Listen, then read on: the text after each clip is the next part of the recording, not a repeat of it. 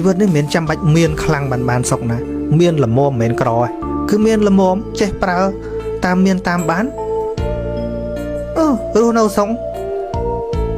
ណែមកដល់ចំណុចនេះគាត់ថាណែលុយទិញអត់បានទេអាយល់តែហ្នឹងលុយទិញអត់បានទេព្រោះមុននឹងគាត់យល់តែហ្នឹងគាត់ថាគាត់មាន10លានពីលើហ្នឹងក៏គាត់អត់សុខដែរអញ្ចឹងមានន័យថាអាចំណុចយល់កលឹះបន្តិចហ្នឹង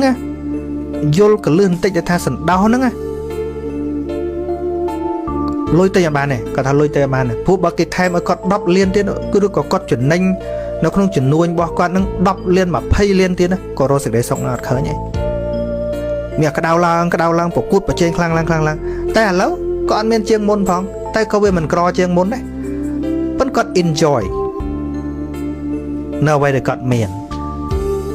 ហើយគាត់ធ្វើនៅអ្វីដែលគាត់ចង់ធម្មតាគាត់ថាមេរៀននេះគ្មានកន្លែងដាក់លក់ទេហ្នឹងគ្មានវគ្គបំពន់ណាទេហើយមិនអាចកាត់ថ្លៃបានគាត់ថាអញ្ចឹងមិនអាចកាត់ថ្លៃបានទេពីព្រោះជាមេរៀនចេះធ្វើឲ្យមនុស្សឆ្អែតវិជាខាងក្រៅមិនអាចធ្វើឲ្យមនុស្សឆ្អែតមានតែការប្រកួតប្រជែងក្តៅកាហាជានិច្ចគាត់ថាដល់តែគាត់រៀននោះគាត់ថាអូអាជីវិតនេះមានពេលខ្លះមិនបាច់មានទ្រព្យច្រើនផងរស់សុខសប្បាយបានដែរនឹងមានតែមនុស្សពលត្រូវអារម្មណ៍បែបហ្នឹងទេបានដឹងថាវាមានតម្លៃប៉ុណ្ណាអញ្ចឹងមេរៀនពធហ្នឹង